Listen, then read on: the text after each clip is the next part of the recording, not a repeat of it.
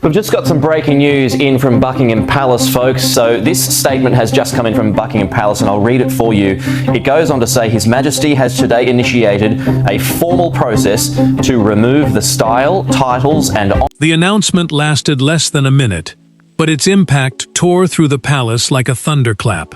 Standing before senior royals, trusted advisors, and a waiting national audience, Prince William abandoned the careful language expected of an heir. He named Catherine as Britain's future queen, praised her strength, and placed her unmistakably at the heart of the monarchy's next chapter. Across the room, Queen Camilla's expression changed, and everyone saw it. Before we go deeper into what this really means for the royal family, make sure to subscribe so you don't miss a single update.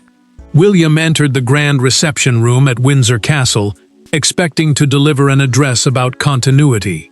The grand reception room is a state space used for royal gatherings, where words carry weight. Yet the prince moved beyond the approved language. He spoke of service, sacrifice, and the woman who had stood beside him through grief and duty. Then he turned toward Catherine, paused, and declared that she would one day stand beside him as queen. Catherine had been told only that her public work would be acknowledged. The princess understood the truth when her husband looked at her and allowed the silence to deepen. Her fingers closed around the edge of her chair. Pride rose first, but fear followed. The future queen knew this was not merely praise. It was a placing of responsibility upon her shoulders, a promise tying her marriage, her children, and her identity to the next reign. Camilla did not rise when the applause began. The queen consort remained still, while the room shifted around her, and her hand tightened against the chair. She understood what others were beginning to grasp. William had changed the emotional order of the palace. Catherine was no longer being presented as a princess. She had been named as the woman around whom the monarchy's future would gather. Charles watched without interrupting, but the king knew the sentence had never appeared in the version placed before him. The monarch had reviewed a speech about stability, not a declaration of succession. That difference mattered, because royal addresses are normally approved in advance to prevent emotion from becoming public policy. William had crossed that line deliberately. The applause weakened. A senior courtier recorded in a private written account that Camilla leaned toward her secretary and whispered, "Did the king know?" Before an answer could come, Charles stood, fixed his eyes on his eldest son, and signaled toward the closed corridor beyond the room. The public had heard a declaration of love and succession, but behind the sealed doors of Windsor, a father was about to demand why his heir had rewritten the future without warning. To the world, the moment appeared simple: a devoted husband honoring the woman who would one day stand beside him. Inside the royal family, nothing was simple. William had placed Catherine on a path that could no longer be softened or concealed. Camilla felt her own position suddenly diminished. Charles faced a decision between defending his queen and trusting his heir. And Catherine, silent amid the praise, understood that admiration could become a burden overnight. Catherine left the reception room before the final conversations could begin. The princess entered a small sitting room, closed the door, and stood in silence as the weight of William's words settled over her. Becoming queen meant far more than receiving a title. It meant carrying the public duties, constitutional expectations, and family pressures attached to the monarch's wife. For years, she had trained herself to remain calm under scrutiny. But this declaration exposed the future she had privately feared. William followed moments later. The prince had never viewed her as merely a royal partner standing beside him at ceremonies. She had been the steady force who carried him through grief, protected their children during family fractures, and helped him prepare for the crown when the burden threatened to overwhelm him. Yet when he found her gripping the chair, he understood that his tribute had also become a sentence she could never escape. Catherine looked at her husband and admitted that she felt honored, but frightened by the finality of what he had done. She feared for their marriage, their children, and the life that would disappear once the future became the present. William lowered himself beside her, took both her hands, and told her the palace had spent too long discussing her destiny, as though she were not part of the conversation. Camilla moved through another corridor with anger hidden beneath perfect control. The queen consort summoned her private secretary and demanded to know why no warning had reached her office. She had entered the gathering expecting to witness a speech about royal continuity, meaning the planned passing of duty from one reign to the next. Instead, she had watched Catherine receive the emotional authority of a future monarch before the family and the nation. Charles had recently instructed advisors to avoid public language about the next reign. The king feared such words would make his own rule appear temporary during a period of uncertainty. William knew the instruction. He also believed continued silence was weakening Catherine's position and allowing others to treat her future as negotiable. That defiance had not begun with the address. 6 weeks earlier, Camilla, Catherine, and a ceremonial document had collided in a private incident that never should have moved beyond the king's desk. Sir William's declaration had not been born in the reception room. It began when one quiet alteration convinced him that Catherine's future was being deliberately pushed into the shadows. 6 weeks before William's address, the royal family gathered to approve the order of precedence for a major Commonwealth ceremony. It should have been routine, a list of arrivals, positions, and formal acknowledgements, but one altered line changed everything.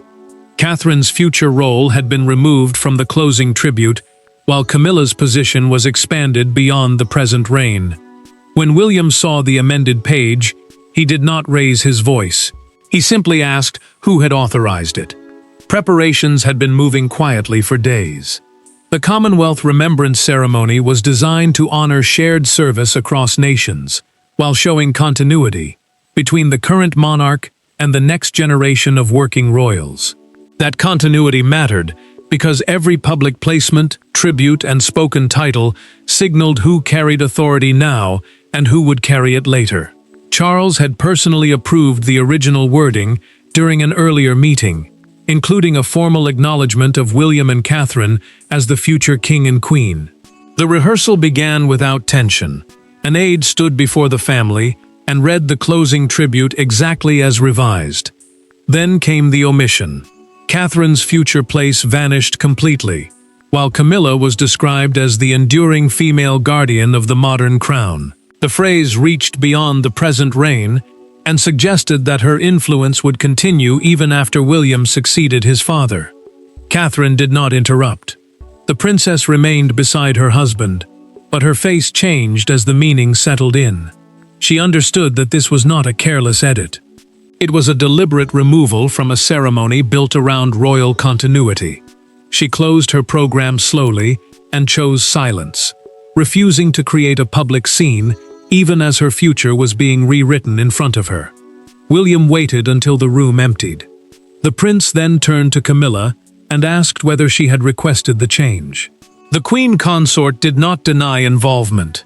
She answered that the monarchy could not celebrate a future reign while Charles was still carrying the present one. Her words sounded protective, but the amendment had done more than defend the king. It had elevated her and diminished Catherine in the same breath. The evidence made the confrontation worse. A handwritten instruction attached to the ceremony file carried the private office mark used by Camilla's staff. The ceremonial file was the official working document that controlled the order, language, and roles used during the event. Charles had never seen the changed wording. His private secretary recorded in an internal account that he had delayed the document after fearing it would ignite a direct clash between the two royal households. William took the original tribute before leaving. He told Catherine that no one would erase her role again, even if he had to announce it himself. The altered ceremony gave William his motive, but when Camilla learned he intended to correct the record publicly, she decided to confront him before the words could ever be spoken. Hours before the surprise address, Camilla entered William's private study without her usual aides. He was standing beside the fireplace, reading the final page of his speech. Catherine had just left the room.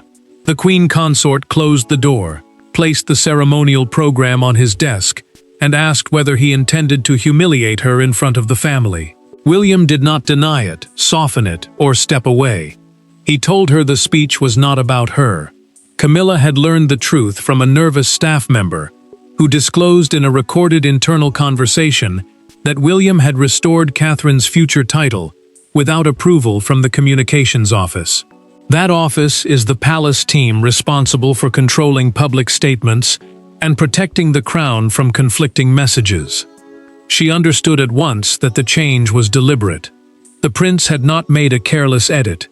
He had chosen to challenge the silence surrounding his wife. William had insisted on meeting alone. He refused to let advisors reduce the dispute to another exchange of palace memoranda, the written instructions used to record decisions between royal households. For him, the issue was personal. Catherine had been diminished in a room where she had remained silent, and he would not allow officials to hide that wound behind formal language. Camilla stepped closer and accused him of using Catherine's popularity to weaken the king's household. The queen argued that his speech would make her appear temporary, as though she were merely occupying a place already promised to another woman.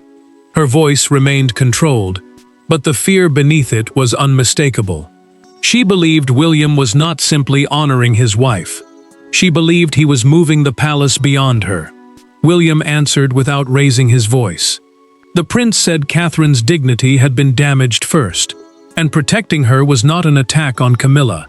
It was a duty he had postponed for too long. His wife had carried the burden of the future, while others debated whether she deserved to be named within it. Camilla pushed the speech across the desk and demanded that he remove the words "future queen." William picked up his pen. For one suspended moment, the queen thought he might surrender. Instead, he held it above the sentence, then set it down without changing a single letter. Camilla delivered her final warning. Charles had forbidden any succession-focused declaration, meaning any public statement about who would lead the next reign. Disobedience could force the king to cancel the address entirely. William replied that his father had approved Catherine's destiny years ago. What had changed was not the succession, but the palace's courage to speak its truth.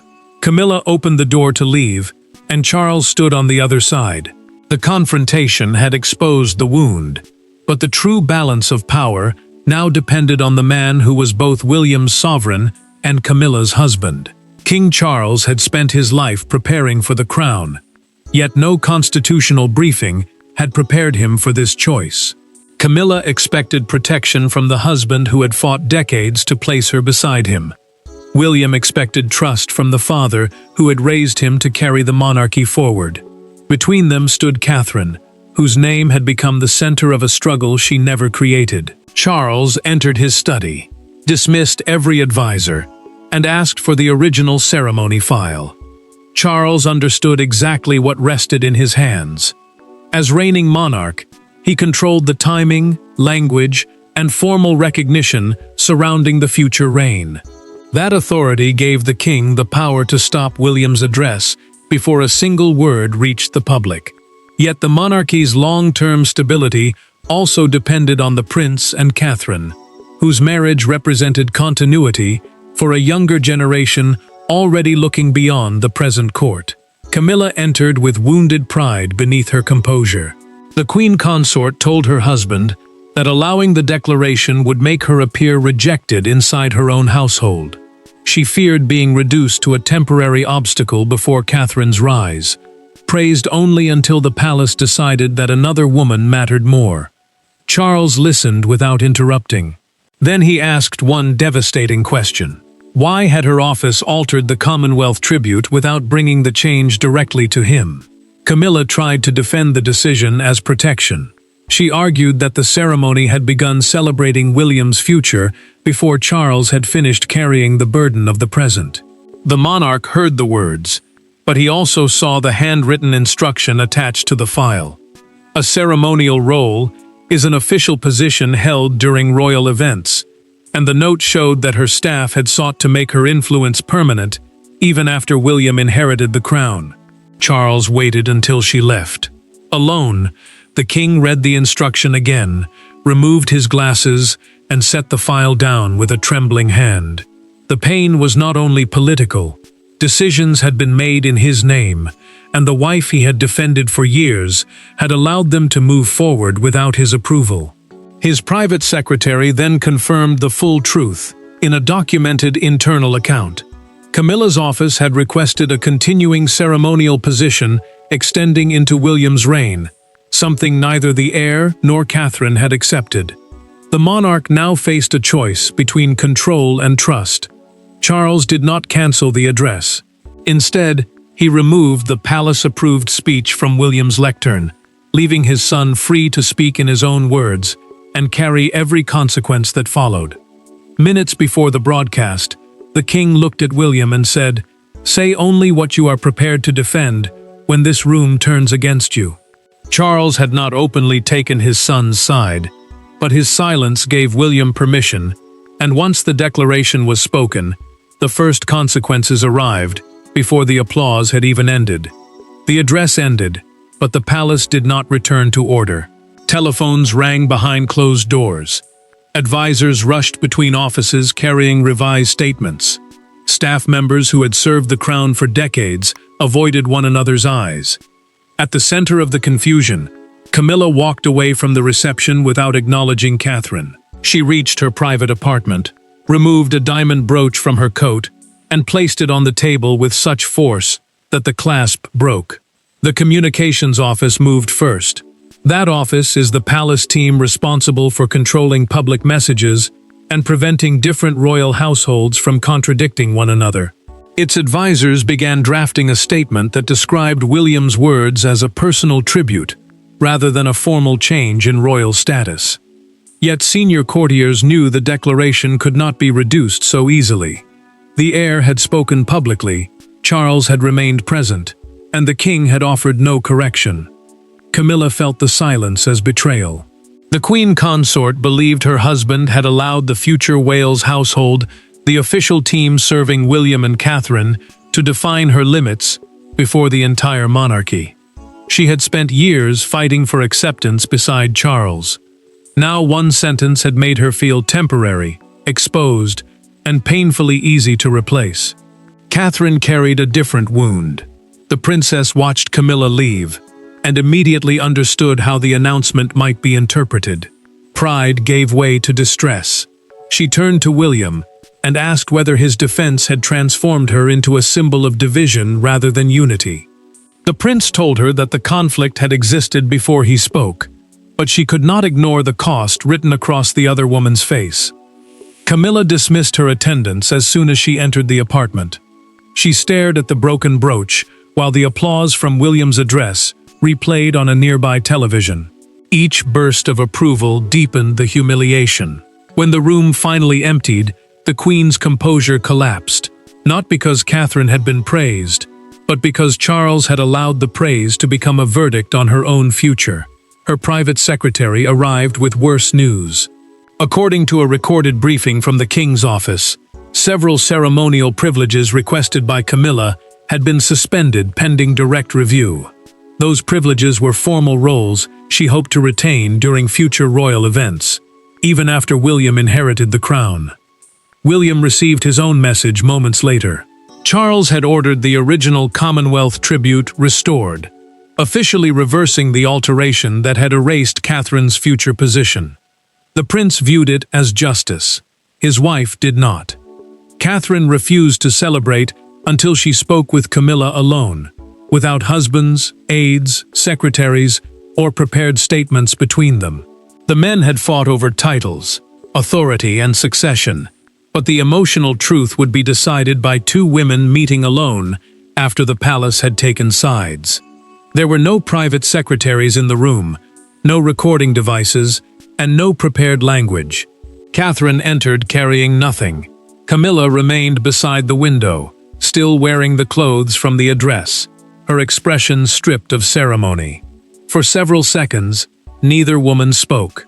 Then the Princess of Wales said she had not asked William to make the announcement. The Queen Consort turned toward her and replied that this was precisely why the words had been so powerful and so painful. Catherine had requested the meeting because she refused to let courtiers define their relationship through competing statements and formal complaints. Courtiers are senior palace officials who advise the royal household and manage delicate disputes. She knew that once they controlled the language, the truth would become colder, safer, and less honest. Camilla agreed only after Charles warned that avoiding the princess would turn one humiliating moment into a permanent fracture. Camilla spoke first. The Queen admitted that hearing Catherine called the future monarch beside William forced her to face what she had tried not to see. The institution was already preparing emotionally for another woman to inherit her place. She had fought for years to stand beside Charles. Now the applause made that hard-won position feel as though it already belonged to the past. Catherine answered without triumph. The princess said becoming queen was not a victory over Camilla, and she would not accept a future built on another woman's public humiliation. William's declaration had honored her, but it had also exposed a wound that could poison both households if it remained untouched. Catherine moved a chair closer instead of staying across the room. She asked Camilla directly why her office had removed the original ceremonial wording. The queen consort hesitated, then confessed the truth in that private conversation. She feared becoming irrelevant when Charles's reign ended. The disputed requests were her attempt to secure a lasting role before anyone could quietly close the door on her. Camilla's honesty changed the room. Catherine promised she would not seek revenge, erase her service, or treat her years beside the king as meaningless. But the future queen also drew a firm line. Her children's security, William's reign, and the next chapter of the monarchy could not be shaped by fear. Camilla accepted the verdict. She agreed to withdraw the disputed ceremonial requests and asked for one final chance to stand beside Catherine, publicly not above her, not ahead of her, but beside her.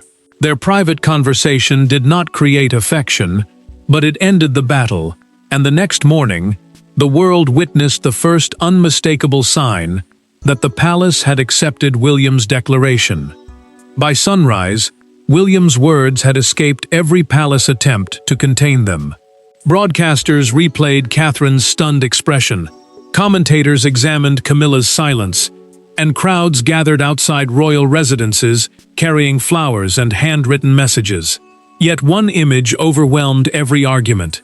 On the steps of St. Paul's Cathedral the following morning, Catherine and Camilla arrived together. The queen consort paused, turned, and deliberately allowed the future queen to walk beside her rather than several steps behind. Television networks framed the address as the clearest public confirmation yet that Catherine had moved beyond the role of supportive royal spouse. She now stood at the center of the next reign. The line of succession is the formal order deciding who inherits the crown, and palace officials released a statement affirming that William's words reflected that established path and Charles's confidence in the Prince and Princess of Wales. The reaction divided the country almost instantly. Some commentators argued that Camilla had been publicly diminished after years of service beside the king. Others answered that her effort to extend her influence had created the very reckoning she feared. The debate was loud, emotional, and impossible to control. What had begun as a family conflict had become a national judgment. Catherine carried that pressure into her first public engagement after the announcement. The princess appeared calm, but William noticed her hands shaking before they stepped from the car. The prince reached across, squeezed them once, and reminded her that she did not have to face the moment alone. For him, the gesture mattered more than every headline. For her, it was the only thing keeping the applause from becoming overwhelming. The Crown Chronicle captured the mood with a full-width front page showing William looking toward Catherine beneath the words, "Our future queen." Outside Buckingham Palace, a crowd began chanting her name. Then Camilla's vehicle passed, and the chanting stopped. The sudden silence revealed everything: excitement for the future, discomfort over the present, and sympathy mixed with judgment. Camilla refused to let that silence define her final response. At St. Paul's, The queen consort saw that an usher had positioned her several steps ahead of Catherine. She stopped, rejected the arrangement, and instructed him to place them side by side. The decision was small in movement, but enormous in meaning. She was no longer fighting to stand above the future queen. The public had embraced the future. Camilla had stepped away from confrontation, and only the king's final words remained before the monarchy could close the wound. The final decision was not delivered before cameras or announced through a palace bulletin. It came at a family dinner inside Windsor, where the people most wounded by the conflict sat around the same table. Charles rose after the final course, lifted his glass, and looked first at Camilla, then at William, and finally at Catherine. The room became completely still. The king said the monarchy could honor its present without fearing its future, and then welcomed Britain's future queen. Charles had gathered the family privately because he refused to let another polished statement decide how the conflict would end. A palace bulletin is an official public notice released on behalf of the royal household. But this wound demanded something more human. William sat beside Catherine, while Camilla remained beside the king. Two royal partnerships representing different chapters of the same monarchy. The king spoke without hiding the truth.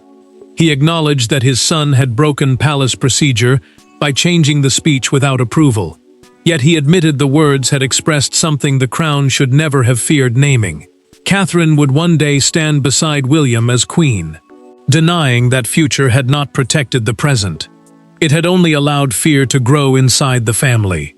Catherine lowered her eyes as Charles thanked her for protecting William through grief, raising their children under relentless pressure, and serving without demanding recognition. The princess had spent years preparing for duty, while resisting the idea that she deserved praise. Now the monarch's words reached the place beneath her composure. Her eyes filled with tears, and the future king quietly took her hand beneath the table. Camilla watched the gesture, then made her own decision. The queen consort lifted her glass toward Catherine and said, "To the future queen." The princess held her gaze and answered with a quiet thank you. No grand apology followed. None was needed. The hostility that had shaped the crisis ended in that small exchange. Charles then confirmed the final boundary. The disputed ceremonial privileges requested by Camilla would not continue into William's reign. A ceremonial privilege is an official honor or role granted during royal events. Yet the king assured his wife that her contribution during his kingship would remain respected and remembered. William's declaration had now become permanent. Catherine's authority no longer rested on popularity, rivalry, or ambition. It rested on trust from her husband, from Charles, and finally from Camilla herself. There was nothing left to contest. The present queen retained her dignity. The future king defended his choice, and Catherine stepped forward, not as a conqueror, but as the woman the crown had finally accepted as its future queen. Thanks for watching. Please don't forget to like and subscribe, and we will see you in next one.